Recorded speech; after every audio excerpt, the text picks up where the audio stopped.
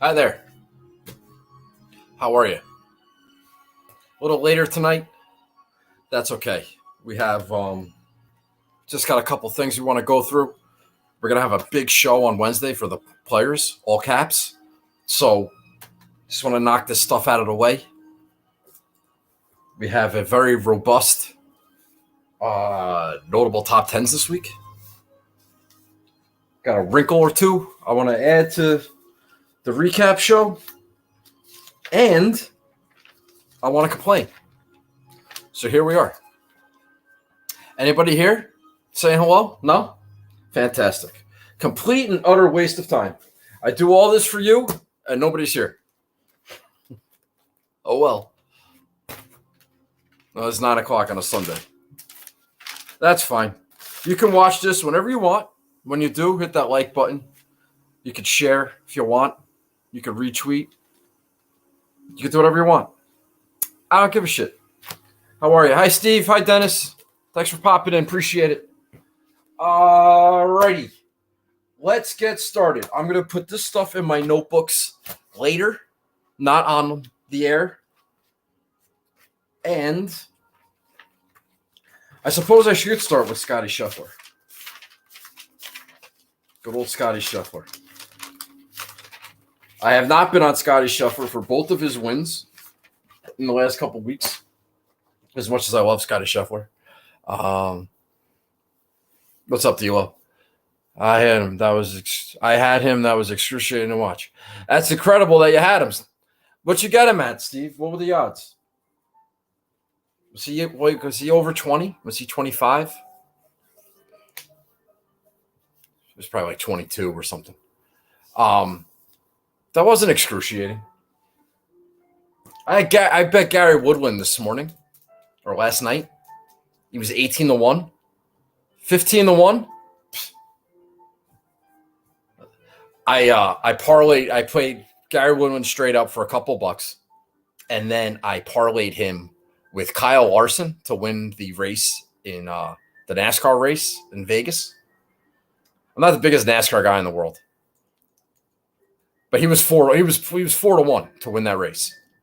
So you combine the two, I was getting Gary Woodland at 90-1.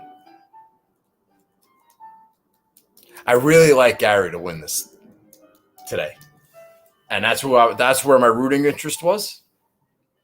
Now the golf finished before the race did, and I wasn't really paying attention to the race because it doesn't really freaking matter until you get to the last couple of minutes. I fucking hate watching NASCAR. But after Gary blew it, I thought for sure Larson was going to win because just to rub it in. But it didn't matter. And it turns out I think Larson lost like on the last lap or something ridiculous. I don't know. I'm not a NASCAR guy. It would have been close, or he should have won, or I don't know. I thought there was like 2 laps left, and he was in 5th. But somehow he lost in the last lap. I don't know. NASCAR sucks. I fucking hate NASCAR. I never want to watch. I don't want to watch one lap. Because you invest for 3 hours in the race, and then somebody crashes with the 2 laps to go, and then the whole race gets flipped. So what the hell are we running? What the hell are we racing for 3 hours for? If it only comes down to the last 2 laps and the last restart. It's so stupid. It's a stupid sport. It's a stupid sport.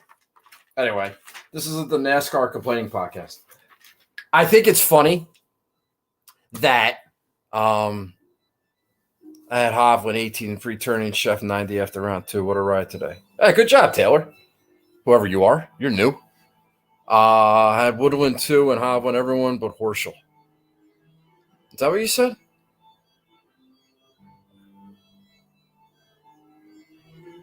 Everyone but Horschel, yeah. All right.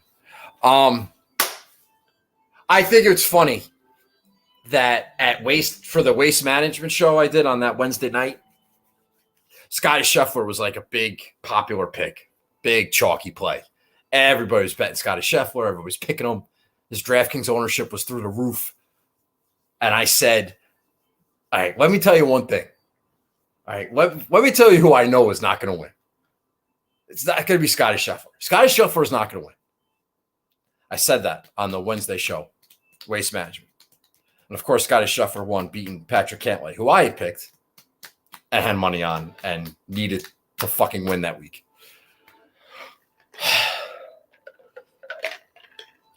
And then on Wednesday, when I announced that Scottie Scheffler was my dad's one-and-done pick, and I said, well, I didn't like the pick because, Scottie Scheffler's not going to win. Like, my dad knows Scottie Scheffler's not going to win, and he's picking him anyway. It's like he's giving up because he doesn't want to waste a guy, and, this was a big money tournament and everything else. And I didn't talk him out of it. I just said, all right, Dad, take Scottie Scheffler, go for it. And that turned out to be pretty good. So that now Jack is flying with the one and done. In the two big events, he got a T6 out of JT at Riviera, and he got a win out of Scottie Scheffler. So he, in that segment, is probably close to $2.5-3 million, something like that. That's pretty good. That's more than I have this year. So good job by Pops. Long time listener, first time commentators. Love the show. T. Atkins. I appreciate that. Thank you. They're just going to do a little recap. No players bullshit tonight. All right. So, what's your Twitter handle, T. Atkins? You a Twitter guy? All right, let's do the listener league. And then I'm saving show and tell for Wednesday. Got a big ass box over there. We're going to open it Wednesday night when people are actually here. All right, so we're going to do that on Wednesday. I got no announcements. I got no show and tell. I got no shout outs. I'm still working on my reel, my highlight reel. I'll do all of that later. Okay, we'll do the listener league, then we'll bitch and moan, and then we'll get out of here. I got things to do. At Fake Sports Bar. Taylor, I'm not familiar with you, buddy. Well, I appreciate it. I don't know how you heard of me or where you came from, who you listen to, or whatever, but I appreciate it. Like and share and retweet, all that bullshit. That's how you ended up here. Maybe you'll get somebody else to show up, and they'll be a long-time listener. All right, I'm babbling. All right, so the winner of the Listener League is a really good, really nice guy. A long-time supporter and watcher of the show. I'm very happy for him. He finally won. I think last year his wife won, and she was only playing DraftKings for like 2 weeks. And she went and she won the Listener League. This guy sent me show and tell. He sent me stuff. He's a good guy. He's like a horse guy, if I'm remembering correctly. Spent some time in Jersey in the horse business. But now he resides overseas in England. So F me. I got to fill out a form. I got to spend like $12, $15, send this freaking guy a goddamn golf ball to England or Scotland or wherever the hell he is. Matty Bear Jets. Now this guy is a lifelong Jets fan. So he's been suffering. He's been trying to win the Listener League for years. Lots of notable top tens. Never got the job done. Big loser. But now he's a winner. He had 455.5 points. He won by 12.5. So congratulations, Matty Bear Jets. Send me your address, DM, bullshit thing. And I will go send that out on Tuesday after I take out a fucking loan. All right? He won with his lineup. He had Scottie Scheffler, who won. He had Victor Hovland, finished T2. That's pretty good. Chris Kirk, T5. 3 guys in the top 5. It's pretty good. Keegan Bradley, that freaking loser, T11. Lanto Griffin, T52. Patrick Rogers, T38, got a 6-6 through. Bunch of freaking scrubs on that team. But he got the win. At Hovland. The scrubs came through. Decent finishes by Kirk and Keegan. That'll win you the listener league. Matty Bearjets, I did some research. I looked in the big Now you beat 100. You beat 99 people. You won $450 American. Congratulations. But if you entered this lineup in the big $20 contest, you would have won $500. You would have had like a top 100 finish. That's not bad. That's pretty good. So congratulations, Matty Bearjets. I really don't care that I have to send the ball to Europe. For you, I'm happy to do it. It's just a running bit at this point. All right. Don't know who you are, Terry Oliver. Hit that like button, though. Appreciate it. All right. A very significant and robust notable top 10s this week. This is a who's who of Nagel supporters. I'll tell you that right now. These are my guys.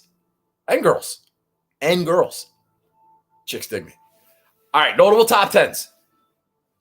Kai Knoll, former winner. He finished in second place, got 25 points. Good old Kai Knoll. Dub KJ, our boy Dubs, old school guy. He won this. I think he lives in Texas. I think he lives very close to Kyle Dotson. Fucking ringer. He won $100,000. He won $100,000 a couple years ago, or $200,000. I don't know. It's a big shot. Finished in third. Got 20 points, 20 bagel points right here. See the bagel? Jay Nice, 323. That's our boy Joe Nicely. All right, he's percolating a little bit. He finished in fourth place, got 15 points. He won it last year. Primero 0322. He's a former winner. I think that's the guy who lives on Long Island, or not Long Island, the Bronx or something. He finished fifth place. He got 12 points. This fucking girl, Big Cat 11. I called her out last week saying that she was the defending Bay Hill champion last year. I said, you know what? It's been a little while since she's made notable top 10s. And what does she do? She says, fuck you, Nagel. Sixth place, 9 points on the board. Big Cat 11. Our friend Keegan. The Keegan who doesn't suck. And, maybe Bay Hill is like her happy hunting ground. Might be something to that, Keegan. You know, maybe these certain places, you identify something in your process. Whatever it is, that's working for you. So apply that elsewhere. Would be my advice. J2 Kane, I think I know who that is.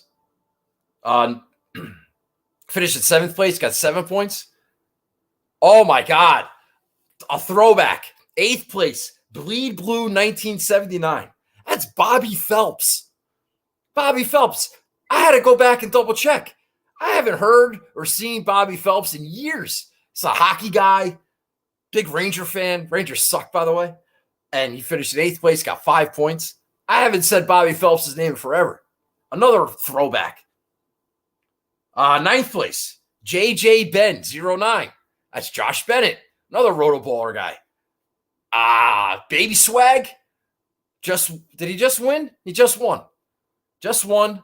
Now he's got a notable top 10. Picked up 3 points. Probably going to help him in the race for the bagel standings with a win and now stacking notable top 10s. Congratulations to Josh. And 10th place, I Fly for Rye. That's our boy Dennis. Another old school guy. Finished in 10th place, got 1 point. He's on the board. So just a great group of notable top 10s. I want to mention who finished in 11th, but I can't. It's house rules. You know who you are. I'm sorry your girlfriend beat you by 5 spots. You just missed. Sorry, buddy. But I can't mention your name because then it's notable top 11s.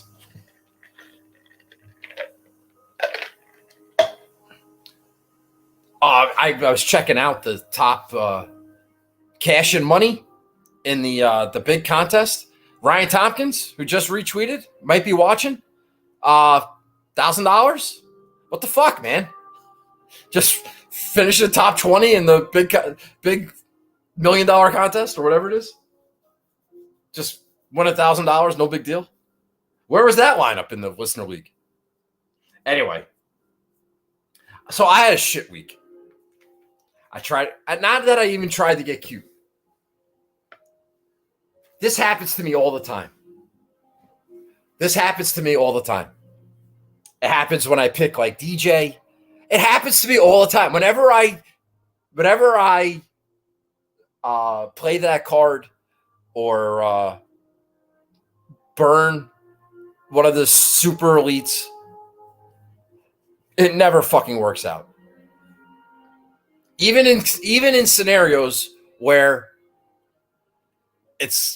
I think I have an edge that I think I'm getting. Now, I said Wednesday night, I saw the ownership projections and I didn't really like it. And I should have known then.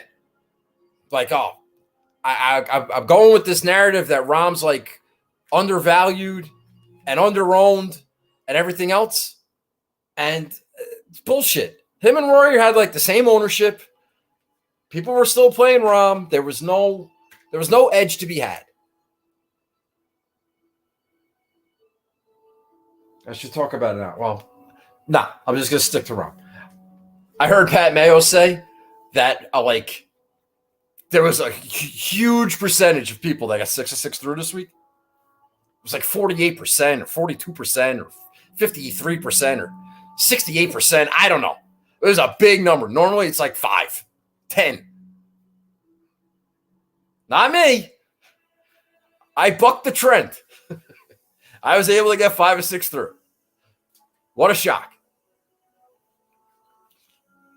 Jon Rahm, T17. Let me tell you something right now. Jon Rahm stunk. I don't care what anybody says. I don't care if you're going to hear all week now, oh, Jon Rahm stinks. Jon Rahm couldn't do this. Jon Rahm's bad at that. And, his worst performance, and he finished T17. I don't give a shit. He sucked. He couldn't hit a fairway. He couldn't hit a green. He couldn't make a putt. He couldn't chip. He was awful. I've seen this guy every other fucking week of the year when I don't have him. He hits every fucking fairway. He hits every green. He 2 putts. He never 3 putts. He makes every fucking par save. He chips his short game. He never is outside of 4 feet with a chip every week, all the time. I've seen it for years. And I still insist the guy sucks. But I've seen him. He clearly doesn't suck. Play him this week, fucking misses everything. Everything. You want to take silver lining for T17? Fine. You go ahead. He sucked. There is probably a better. I'm not a big numbers guy. I'm not into fucking regression and all that shit. All right. You go to Andy Lack for that. You go to Rick Gaiman for that. But I'm telling you that last year with these peak numbers, and he's the greatest golfer of all time, candidate for regression. And things are kind of circling back. Possible. I don't know. But I had him this week. I was tracking him, and he sucked. You want to take solace out of I just said this. You think it's a positive he finished 17th place with his worst possible performance? Fine. Go ahead. In my mind, there's no difference between missing the cut, finishing 17th, finishing 45th. If you're hitting the ball like that, terrible. Absolutely terrible. Jason Kokrak, T26. All right. Could have liked the top 20, but take T26. Paul Casey finished 72nd.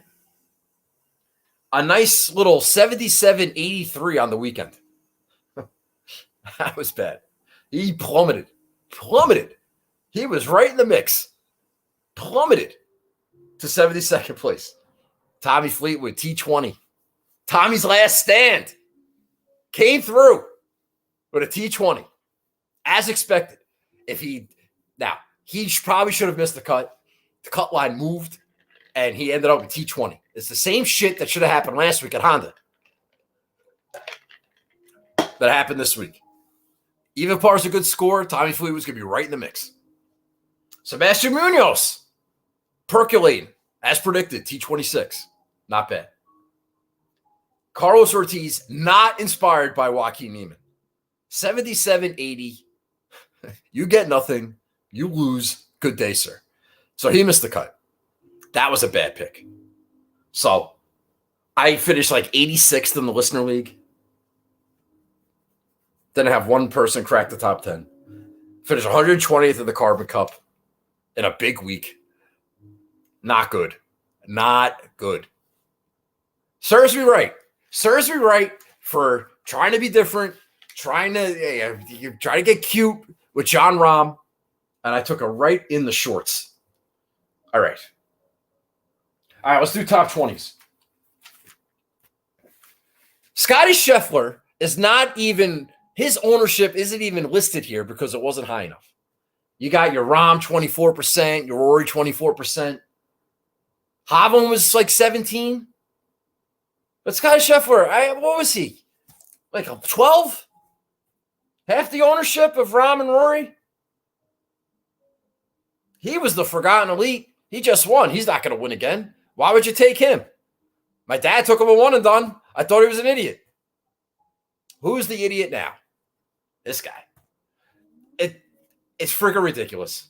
I mean, I do that shit every fucking week. I look at the ownership. I try to make a case for the guy with the least amount of ownership, the guy that's under the radar. What do I do this fucking week? I play John Rahm. Like a fucking putz. It's going to be hard.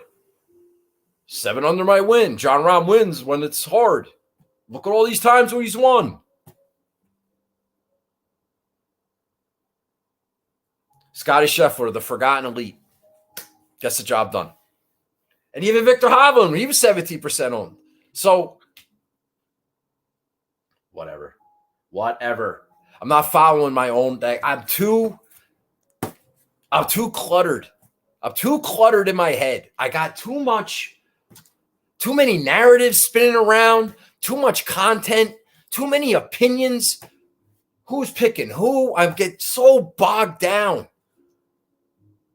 When I started playing this game, I didn't listen to anybody. I had my spreadsheet. I had my brain. I had some course history. I had some recent form. And I had my brain. And I had my skill sets. And I barely looked at stats. And things made sense. And I had good players. And I didn't get bogged down with who's taking on this podcast and who's writing about on this article. And this guy's a kiss of death. And this guy's a mush. And this one's taking this. And this guy can't win. And this one's saying this. And that can't be true. It's too much. It's too much. I got to get back to my roots.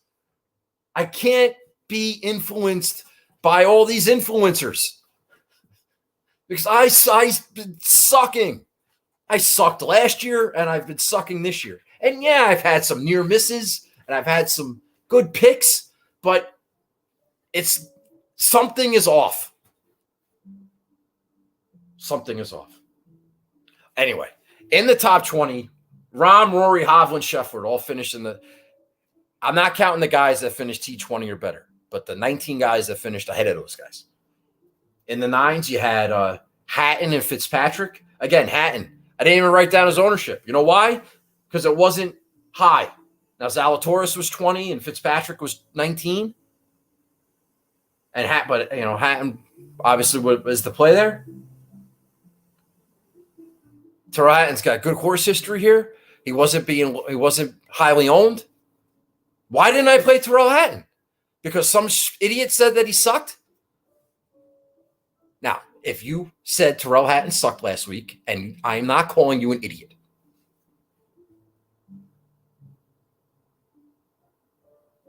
But there was really no good reason for me not to play Tyrrell Hatton.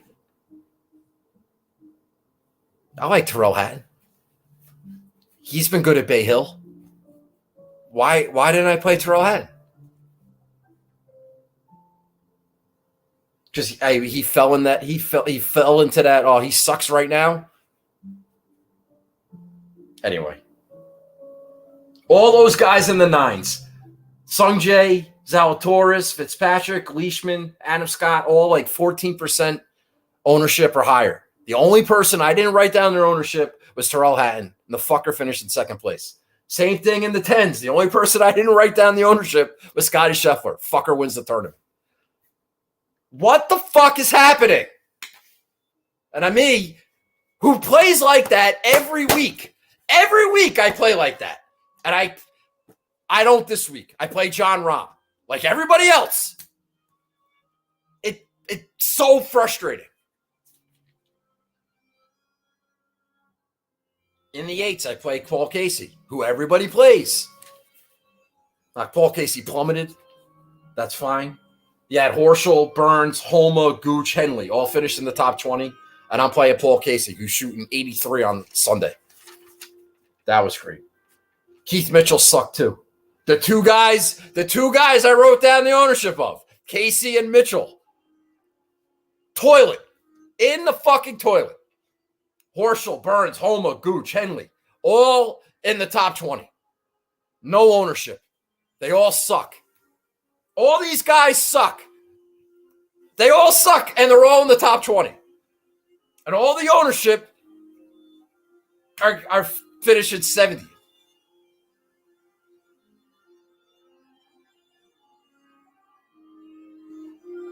Am I crazy? I'm not. I play that way every week. And this week I don't. Whatever. In the sevens, Bezaden, Luke List. Luke List missed the cut. Those were the only two guys with high ownership. You had Gary Woodland. He's back. I said, I can't talk about Gary Woodland without shouting out my friend Andy Lack, but I have to say that Gary Woodland, after he showed up a couple weeks ago, it's like, all right, now you can play Gary Woodland 60-1. And that turned out to be positive. I don't look at DraftKings, so I never think of that. You are so full of useless information. Rom hates Arnold Palmer's. Agree with you.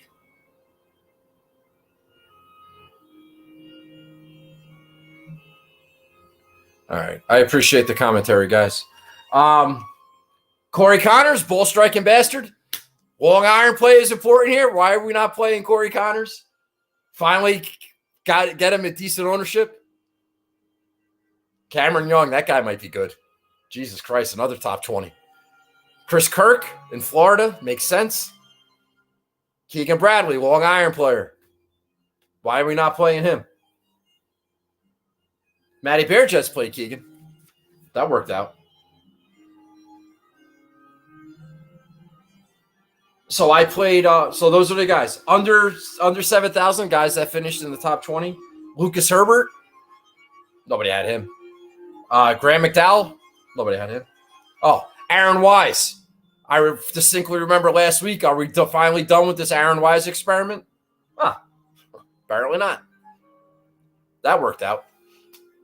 A lot of bold predictions gone awry last week. The guys I pointed out last week that were under 7,000 I thought were interesting. Dylan Fratelli is playing his seventh week in a row. He finished T42. Brendan Todd, Todd Watch. He finished 60th. Grayson Sig at 6,300. He finished T68. So all those guys made the cut. Carlos Ortiz didn't. Did I play any of those guys? No. I played Carlos Ortiz. Wouldn't have mattered. Didn't have anybody. But there is a world where I could have had a Scotty Scheffler, a Terrell Hatton, a Sam Burns, a Corey Connors, a Gary Woodland, and a Dylan Fratelli. That would have been pretty good. But I didn't. Because my head is fucking scrambled eggs. All right. Notable miscuts. Luke List. That was pretty much it. Justin Rose. You want to count Justin Rose as a notable miscut? You can. Seb Straka coming off a win, missed the cut. EVR with his stupid mustache and his dumb pants. He missed the cut. Good, get rid of it. So if they kick you off the tour. And Carlos Ortiz. He's notable because I picked him. No other reason. So there wasn't a lot of notable miscuts. No like Nancy in accounting, chalk bomb people picks. I didn't even, you know what? Let me look that up now. I didn't even check, but I'm going to look this up right now. Hold the bus. Peter Uline finished T41 at Puerto Rico. Shot 2 1 under par rounds on the weekend. That sucked. Finished T38. Only 14 shots back. Ryan Brem? I have no idea who that is. Who's Ryan Brem? Michigan State guy. Michigan guy. April 5th, 1986. Happy birthday. Coming up. Turned pro 2008. Current world rank 773. All right. I have no idea who. I don't know anything about Ryan Brem. But he just won Puerto Rico. Congratulations. My dad took Richie Warinsky in the one and done. T28. All right. So we got a win in a T28. Last year at the Players and I think Puerto Rico. No, Barracuda. Wherever Richie Warinsky won. Barracuda. My dad had Justin Thomas to win the Players and Richie Warinsky to win the Barracuda and hit both in the same week. I didn't tell him what the parlay odds were on that, but they were fucking high. And I don't know. Good job by Pops. Another winner. He texted me before. He's so excited. Steve-O, if you're still here, are you getting in the pay to pool for the Players? Did you get an email about that? Are we doing that? Is your brother doing that? Are you going to? We need to. You got to like text me offline. If I have to send in your picks or if you have your brother do it, I really would prefer it if you had your brother do it. Make sure your brother pays. Thank you very much. So Joe doesn't ask me about it. All right. No woman said. All right. Last thing. I'm going to get the hell out of here. I've already been yapping for a half an hour. Missed the cut. I like that section. Was list the highest salary too? I don't know. Sorry, D-Lo. I didn't. That's way too specific. Let's see. All right. So I took a peek at the winning lineup for the guy who won $250,000 or girl, just to see. I'm going to make this part of the Sunday recap show. I want to see who won a big lineup. Next week, we'll have the Millie Maker. I just want to talk about it. See if it's doable. If it's possible. All right, so this guy, Scotty Scheffler, who won. That was certainly possible. Billy Horschel, Florida guy, T2. I said a couple weeks ago, Billy Horschel ready, gonna have a big Florida swing.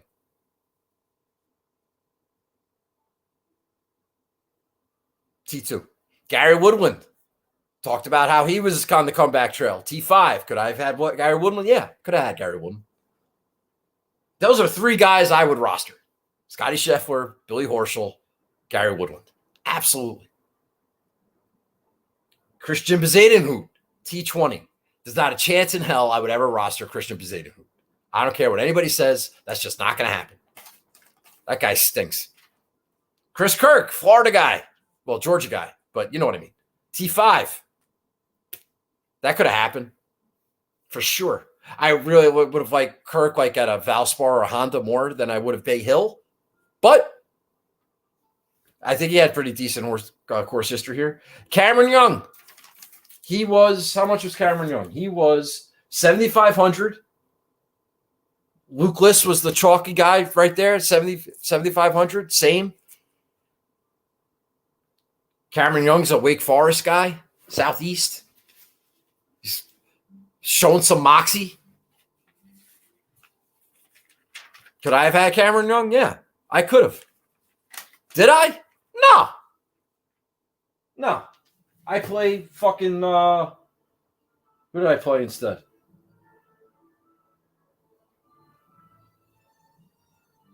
Oh, I didn't really play any of these guys in the sevens because I was too hung up on Kokrak, Casey, and Tommy Fleetwood. I have to change it up. I got to make notable changes. I would expect some surprises at the Players. I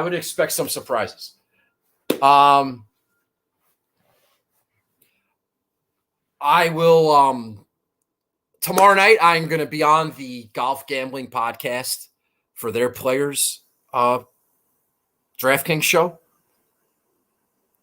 I haven't done any stuff yet. I'll do a little bit tonight. I'm going to kind of go into that a little fresh. I'm going to have a show sheet. I'm going to have to pick a guy or fade a guy, and I got to do all this shit. So I got a homework assignment. So I'll work on that a little bit tonight. But, yeah, so that'll be out probably Tuesday morning, Monday night, whatever. And then we'll have our show Wednesday night. But, yeah, man, I need to make some changes. I need to reevaluate. I gotta do what I want to do. I can't worry about who's taking who and who's got this, and it's too much. Now, in theory, it works. In theory, it works. Nobody was on. There wasn't a lot of people on Scotty Scheffler this week. There wasn't a lot of people on Terrell Hatton. Now, I wasn't either. So, in theory, it works. But there's too many guys. There's too many capable players. There's too many shows. There's too many articles. It's an oversaturated thing. I got to dial it back. And I apologize to my friends who I am going out of my way to not listen to because I got to do my own thing. In turn, they cannot listen to me. Tit for tat. Tit for tat. And I'm okay with that. That being said, I'm going on a show tomorrow, and I'm going to be on shows for the majors, and I will be taking in content through osmosis. But I have to get back to what I'm comfortable with. And we're going to start at the Players. All right? All right. Thanks for watching. You can share if you want. Went a little long. Shocking. But we'll talk about the Players on Wednesday. Marcino. I think that's one of the mics. He won the Listener League at the Players, all caps, last week. I think my boy CP is going to be at the Players this year. We'll have some reporting on the ground if necessary. Maybe. You know what I've been thinking? It's kind of similar to the Rahm thing. Let's see how much buzz Xander's getting this week. Let's just see. Let's see if the whole world's going to tell me Xander sucks now. Because he missed a putt to get into the playoff at Waste Management. Let's just see. It might be a Xander week. Xander usually doesn't play well in Florida. I know that. But I can't worry about that. Can't be an agronomy Nazi. You already feel the whole world pick a Colin Morikawa. There's going to be a John Rahm comeback narrative. Let's just see. All right.